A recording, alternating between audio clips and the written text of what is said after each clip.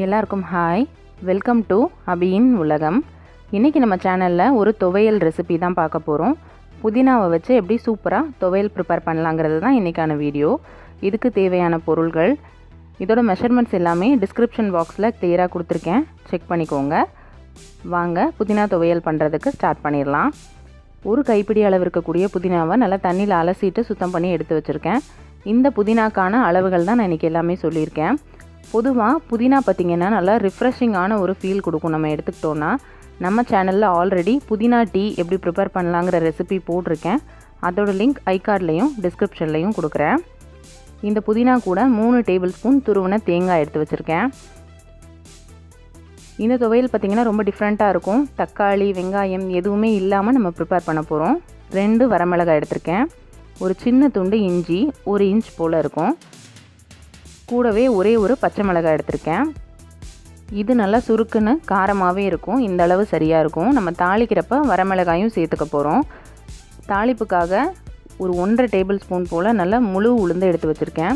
இந்த மாதிரி துவையல் செய்கிறப்போ உளுந்து சேர்த்து தாளித்து பாருங்கள், நல்ல ஃப்ளேவர்ஃபுல்லாக டேஸ்டியாகவும் இருக்கும். இந்த துவையலுக்கு தேவையான உப்பு, ஒரு சின்ன துண்டு புளி எடுத்திருக்கேன். இப்போ நம்ம துவையலுக்கு தாளிக்க ஸ்டார்ட் பண்ணிடலாம்.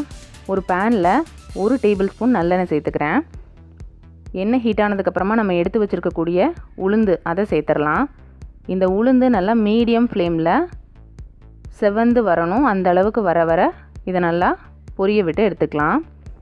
இந்த மாதிரி உளுந்து நல்லா பொரிஞ்சாதான் துவையல் நல்லா டேஸ்டியாக கிடைக்கும். பாருங்கள், இந்த மாதிரி செவந்து வந்ததுக்கப்புறமா நம்ம எடுத்து வச்சுருக்க இஞ்சி, பச்சை மிளகாய், வரமிளகாய் 3யுமே சேர்த்துக்கலாம். இது ஒரு 2 நிமிஷம் நல்லா வதங்கினதுக்கப்புறமா புதினாவை டைரெக்டாக ஆட் பண்ணிக்கலாம். இந்த புதினா நல்லா சுருங்கி பாதியாக குறைஞ்சி வரும். அது வரை இதை நல்லா வதக்கிட்டு அதுக்கப்புறமா நம்ம தேங்காய் ஆட் பண்ணிக்க போகிறோம். தேங்காய் சேர்க்குறப்ப கூடவே புளியும் சேர்த்து ஆட் பண்ணிக்க போகிறோம். இந்த துவையல் பார்த்திங்கன்னா ஒரு சாம்பார் சாதம், ரசம் சாதம், தயிர் சாதம் இது கூடலாம் வச்சு தொட்டு சாப்பிட்றதுக்கு ரொம்ப நல்லாயிருக்கும். ப்ளஸ் நம்ம எந்த விதமான வெரைட்டி ரைஸ் பண்ணாலும், தேங்காய் சாதம், தக்காளி சாதம், லெமன் ரைஸ், மிளகு சீரக சாதம், இந்த மாதிரி எது ப்ரிப்பேர் பண்ணாலும் அந்த வெரைட்டி ரைஸ்க்கு தொட்டு சாப்பிட்றதுக்கு ரொம்ப நல்லாயிருக்கும். இன்னொன்று, இதோட ப்ரிப்பரேஷனே ரொம்ப டிஃப்ரெண்ட்டாக இருக்கும். நம்ம கடுகு சேர்த்துருக்க மாட்டோம். தக்காளி, கருவேப்பிலை, வெங்காயம், இந்த மாதிரி பூண்டு எதுவுமே சேர்க்காம ப்ளைனாக ஒரு 5-6 பொருளை வச்சு ரொம்ப சிம்பிளாக சட்டுன்னு ப்ரிப்பேர் பண்ணக்கூடிய ஒரு துவையல் தான் இது. இப்போ பாருங்கள், நல்லா வதக்கியாச்சு தேங்காயும் சேர்த்து. இந்த மாதிரி தேங்காய் சேர்த்துட்டு ஒரு 2-3 நிமிஷம் வதக்கிட்டு துவையல் அரைச்சிக்கோங்க. அப்போ தான் சீக்கிரமாக கெட்டு போகாமல் இருக்கும். பாருங்கள், இப்போ எல்லாமே நல்லா வதங்கியாச்சு. ஸ்டவ்வை ஆஃப் பண்ணிவிட்டு இதை நல்லா ஆற வச்சுட்டு நம்ம அரைச்சி எடுத்துக்க போகிறோம். இதை ஆறட்டும். பாருங்கள், துவையல் ஆறிடுச்சு. இதை நம்ம ஜாருக்கு ட்ரான்ஸ்ஃபர் பண்ணிட்டேன். பார்க்கவே கலர்ஃபுல்லாக நல்லா க்ரீன், ரெட் இந்த மாதிரி கலர்ஃபுல்லாக இருக்குது. இது கூட லைட்டாக தண்ணி தெளிச்சுட்டு அரைக்கிறதுனா அரைச்சிக்கலாம். நான் இன்றைக்கி தண்ணி எதுவுமே சேர்க்காமல் அரைச்சி எடுத்திருக்கேன். பாருங்கள், திக்னஸ் இந்த அளவுக்கு நமக்கு இருக்கணும். துவையல்னாலே திக்காக இருந்தால் தான் நம்ம தொட்டு சாப்பிட்றதுக்கு நல்லாயிருக்கும். மெயினாக பார்த்திங்கன்னா அது ரைஸ் ரெசிபிக்கு ரொம்ப நல்லா போகக்கூடிய துவையல். டிஃபனுக்கு கூட நம்ம இட்லி, தோசை இந்த மாதிரி ப்ரிப்பேர் பண்ணால் கொஞ்சமாக தண்ணி மிக்ஸ் பண்ணிவிட்டு சட்னி மாதிரி கூட நம்ம எடுத்துக்கலாம்.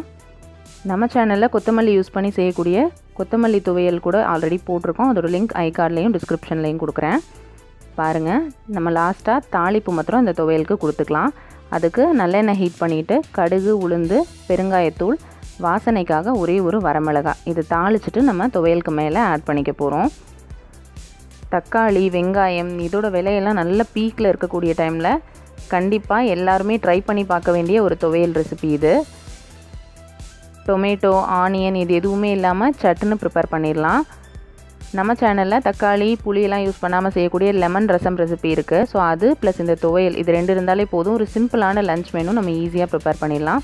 கண்டிப்பாக நீங்களும் இந்த புதினா துவையல் ரெசிபியை உங்கள் வீட்டில் ட்ரை பண்ணி பாருங்கள். ட்ரை பண்ணி பார்த்துட்டு உங்களோட ஃபீட்பேக்ஸை என்னோட கமெண்ட் செக்ஷனில் ஷேர் பண்ணுங்கள். வீடியோஸ் பிடிச்சிருந்தா நம்ம சேனல் அபியின் உலகம்க்கு சப்ஸ்கிரைப் பண்ணிவிட்டு உங்கள் ஃப்ரெண்ட்ஸ் அண்ட் ஃபேமிலிக்கு மறக்காமல் ஷேர் பண்ணிடுங்க. தேங்க்யூ ஃபார் வாட்சிங்.